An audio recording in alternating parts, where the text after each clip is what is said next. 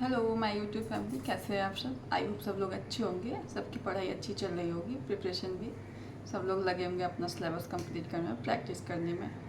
तो मुझसे किसी ने पूछा था कि वो सीक्वेंस वाइज कैसे पढ़ें, मतलब जैसे टॉपिक समझ में नहीं आता है ना कि कहाँ से स्टार्ट करें, क्या करें। तो पूछा था कि सीक्वेंस वाइज कैसे पढ़ें। तो मैं आज उसी के बारे में बात कर रही हूँ कि सीक्वेंस वाइज कैसे पढ़ें, कहाँ से स्टार्ट करें। जैसा मेरा मानना है, मैंने अब किया है, तो वही चीज़ मैं आप लोगों के साथ शेयर कर रही हूँ। तो क्या है ना कि सीक्वेंस वाइज पढ़ाई करने में जो मज़ा है ना, जब हम अगर सीक्वेंस गलत हो जाता है कि मतलब अब ये टॉपिक कंप्लीट किया, अब इसके बाद दूसरा टॉपिक उठा लिया, उसमें इंटरेस्ट कम आ रहा है कि इससे पहले ये चीज़ क्लियर हो जानी चाहिए, तब ये पढ़ते तो ज़्यादा चीज़ अच्छा था। तो ऐसी ऐसी रुकावटें फिर आने लगती हैं। और अगर सीक्वेंस सही होता है तो पढ़ाई करने में भी मज़ा आता है। तो आपको करना क्या है, सबसे पहले आपको, मैंने नोट कर रखा है क्योंकि जब हम ऑन कैमरा होते हैं तो चीज़ें भूल जाते हैं, जो हमें बोलना है, क्या करना है। तो मैं यहाँ पर बात कर रही थी कि मतलब कि सीक्वेंस कौन सा सही है, कौन सा नहीं, क्या करना है, कैसे पढ़ाई करना है, जो कि मेरा मानना है वो मैं यहाँ पर आप लोग के साथ शेयर करने जा रही हूँ। तो सबसे पहले आप अलजेब्रा स्टार्ट करिए, क्योंकि अलजेब्रा जो है सबसे बड़ा ही यूनिट है इस सिलेबस का। सिलेबस तो बहुत बड़ा है, नो डाउट, सिलेबस बहुत बड़ा है। तो पहले ट्वेल्थ का आप ट्वेल्थ तक का लेवल का कंप्लीट करिए, उसके बाद ग्रेजुएशन उठाइए, क्योंकि जब चीज़ें ट्वेल्थ की नहीं क्लियर होंगी तो ग्रेजुएशन का पहले उठाकर हमें कुछ भी समझ नहीं आने वाला। और 60% तो ट्वेल्थ आ ही रहा है, तो अगर 60% आपने मजबूत बना लिया ना, तो 40% में भी ऐसा नहीं है कि 10% भी नहीं कर पाओगे। तो पहले आप 60% कंप्लीट करिए, उसके बाद आप 40% वाला कंप्लीट करिए।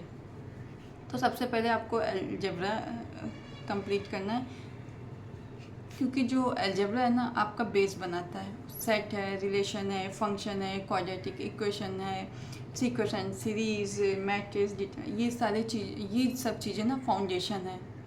तो ये सारी चीज़ें आपकी क्लियर, कहीं ना कहीं मैट्रिक्स का यूज़ हो जाता है, कहीं फंक्शन का यूज़ होता है, कहीं सेट है, तो मतलब हर चीज़ कहीं ना कहीं यूज़ होती है। फिर जब चीज़ें हमारी ये नहीं क्लियर होंगी तो फिर हमें लगेगा कि पहले वो कंप्लीट किया होता तब ये उठाते तो ज़्यादा अच्छा। तो हमारे समझ से पहले फर्स्ट नंबर पे आप अलजेब्रा कंप्लीट करिए, उसके जो टॉपिक है ट्वेल्थ लेवल तक के वो कंप्लीट करिए अलजेब्रा के, ठीक है। उसमें ग्रेजुएशन के भी दे रखे हैं, ग्रेजुएशन के अभी साइड कर दीजिए, सबसे लास्ट में आप ग्रेजुएशन करिएगा। तो उसके बाद आपको ट्रिग्नोमेट्री, ट्रिग्नोमेट्री भी हर जगह पूछ लेता है, तो उसके बाद आपको ट्रिग्नोमेट्री कंप्लीट करनी है। ट्रिग्नोमेट्री में भी है आइडेंटिटीज़ है, इक्वेशंस, इन्वर्स ट्रिग्नोमेट्री, फंक्शंस, यही सब है। ये पोर्शन पक्का ही आते ही हैं, और ये सब चीज़ें जो है आपकी बहुत प्रैक्टिस मांगती है, ये सब चीज़ें प्रैक्टिस पे ही डिपेंड है। तो आपको ट्रिग्नोमेट्री कंप्लीट कर लेना, और साथ में अपनी प्रैक्टिस, ऐसा नहीं है आप अलजेब्रा कंप्लीट कर रहे हैं और ये टॉपिक हो गया तो आपको मैं बता रही हूँ, मेरा भी काफ़ी कंप्लीट हो रखा है अलजेब्रा, ग्रेजुएशन का भी बाकी है, लेकिन साथ में आपको एक दिन निकालना है कि ये कंप्लीट करना है, मतलब प्रैक्टिस करनी है। साथ में प्रैक्टिस अपनी रखिए, बहुत ज़रूरी है प्रैक्टिस। चाहे सिलेबस आप पूरा कंप्लीट कर लें और प्रैक्टिस नहीं करेंगे तो कुछ नहीं होने वाला, तो प्रैक्टिस बहुत ज़रूरी है। उसके बाद आपको करना क्या है, कोऑर्डिनेट ज्योमेट्री कंप्लीट करनी है। इससे भी बहुत क्वेश्चन पूछे जाते हैं। Straight line, circle, ellipse, parabola, hyperbola, कुछ नहीं है, ये सब एक दूसरे से रिलेटेड है। लाइन आपकी क्लियर है तो लाइन का हर जगह यूज़ है, आपकी स्ट्रेट लाइन का यूज़ हर जगह है, तो आपको स्ट्रेट लाइन कंप्लीट करनी है। सर्कल है, ट्रायंगल है, इलिप्स है, हाइपरबोला, पैराबोला। उसके बाद देन अगर आपकी लाइन कंप्लीट होगी तो आपको 3D समझ में आएगा। 3D मैं पढ़ रही हूँ तो सोचा है आज कंप्लीट कर दूँगी। 3 क्लास बची हैं, जिसमें से मेरे मतलब थर्ड क्लास जो है स्टार्ट कर दी है मेरी, तो आज मेरी 3D कंप्लीट टारगेट है, आज करना ही करना है चाहे जो हो जाए।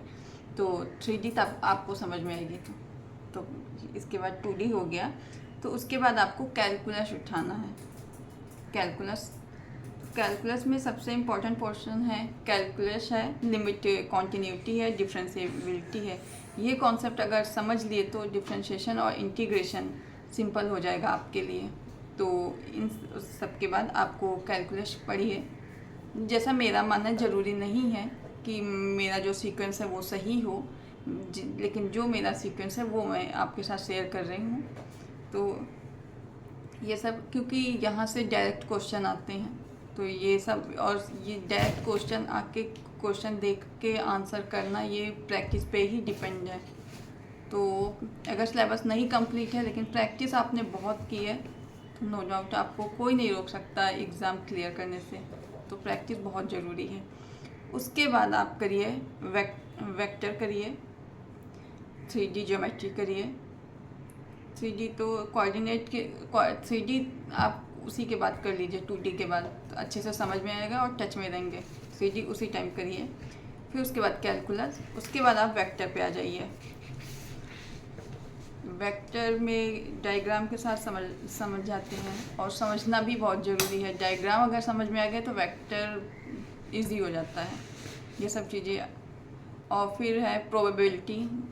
मेरा प्रोबेबिलिटी उतना अच्छा नहीं है, इसलिए मैंने लास्ट में रखा है कि मैं सारे मतलब लास्ट क्या कंप्लीट करूँगी, लेकिन मेरा मन नहीं होता उठाने का प्रोबेबिलिटी। पता नहीं, स्टार्टिंग से ही मेरा था कि प्रोबेबिलिटी मुझे नहीं। तो प्रोबेबिलिटी और स्टैटिक्स आप कर सकते हैं। तो इससे क्या है कि परम्यूटेशन, कॉम्बिनेशन और स्टैटिक्स में मीन, मीडियन, मोड ये सारे होते हैं। प्रोबेबिलिटी करना है, इन सभी को आपको फॉर्मूले के साथ याद रखना है, मीन, मीडियन, क्योंकि आप वहाँ फॉर्मूला याद होगा तो आप क्वेश्चन डायरेक्ट कर पाएंगे, नहीं तो बहुत ही ज़्यादा, क्योंकि इतना टाइम नहीं होता है कि हम चीज़ें बेसिक से वो करें। तो प्रैक्टिस पे ही आएंगी चीज़ें। बार बार कह रहे हैं प्रैक्टिस बहुत ज़रूरी है। उसके बाद आपको करना है नंबर थ्योरी और अरिथमेटिक है।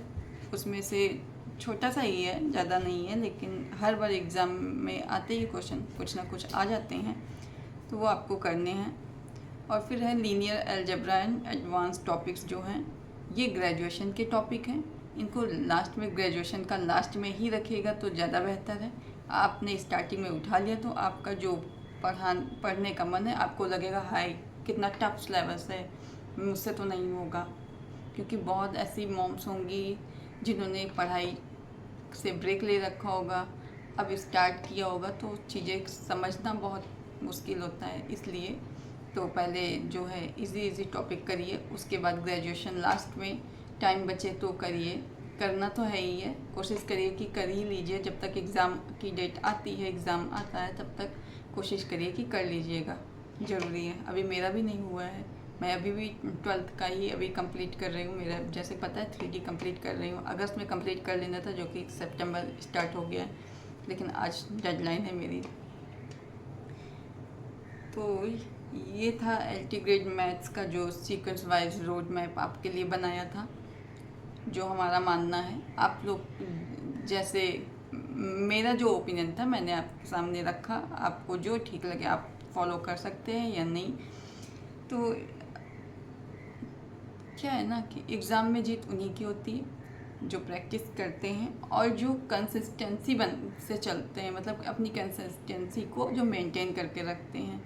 डिसिप्लिन भी बहुत ज़रूरी है, इसलिए अपनी कंसिस्टेंसी को ब्रेक नहीं होने दीजिए। चाहे आधा घंटा पढ़िए, स्टार्ट करिए, आप आधे घंटे से स्टार्ट करिए, धीरे धीरे 5 मिनट टाइम बढ़ाइए, 10 मिनट टाइम बढ़ाइए, धीरे धीरे करके ये घंटों में आ जाएगा, आपको पता होगा ही नहीं चलेगा। और अगर आपने ये सीक्वेंस फॉलो कर लिया और डेली थोड़ा थोड़ा आपने पढ़ा ना, आपको पता भी नहीं चलेगा और आपको कोई रोक नहीं सकता एग्ज़ाम क्लियर करने से। तो सीक्वेंस वाइज पढ़िए। आप एक वॉल पे पेपर में लिख के, वॉल पे अपने टेबल जहाँ स्टडी कॉर्नर बना रखा है वहाँ पे आप पेस्ट कर सकते हैं। डेली देखिए कौन कौन से हमें टॉपिक करने हैं, इसके अंदर कौन कौन से टॉपिक आ रहे हैं उनको नोट करिए, जो कंप्लीट उनको टिक करिए और कंप्लीट करिए, लगे रहिए। और प्रैक्टिस, मैं फिर बोल रही हूँ, प्रैक्टिस बहुत ज़रूरी है। तो चलिए मिलते हैं नेक्स्ट वीडियो में। Bye bye, take care, all the best. Bye bye.